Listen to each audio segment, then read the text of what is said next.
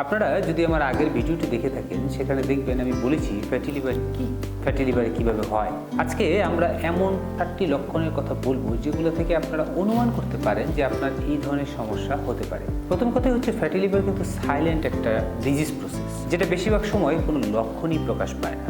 তারপরে কিছু প্রাথমিক দিক চিন্তা করে আপনি আপনার এই সমস্যার কথা ধারণা করতে পারেন। সেগুলো কি কি আমি একে একে বলছি। নাম্বার 1 হচ্ছে ক্লান্তি। সাধারণ কাজকর্মে যে কাজকর্মগুলো করে থাকি সেখানে যদি আমরা আমাদের কাজকর্মের উৎসাহ বা এনার্জি হারিয়ে ফেলি। নাম্বার 2 হচ্ছে পেটের উপরিভাগে, বিশেষ করে পেটের উপরিভাগে ডান পাশে যেখানে লিভার থাকে ওই জায়গায় হালকা ব্যথা অনুভূত হওয়া। নাম্বার 3 পেট ফেঁপে যাওয়া বা হজমের সমস্যা।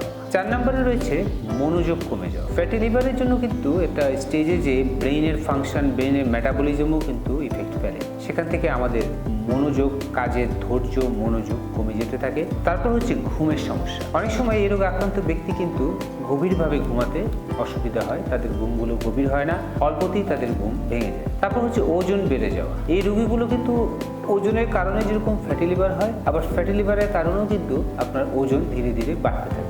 সর্বশেষ যেটা, সেটা হচ্ছে ত্বক ও চুলের উজ্জ্বলতা ধীরে ধীরে হ্রাস পাওয়া। আপনার যদি এই 7-8টি লক্ষণের মধ্যে 3-4টিও মিলে যায় তাহলে আপনি একটি সাধারণ পরীক্ষা আলট্রাসোনোগ্রাম করার মাধ্যমে আপনি আপনার ফ্যাটি লিভারে আক্রান্ত কি আক্রান্ত না সেটা দেখতে পারেন। এরকম কোনো সমস্যা হলে আমাদের ইউটিউবে আমাদের কমেন্ট সেকশনে কমেন্ট করে জানাতে পারেন। ধন্যবাদ সবাইকে।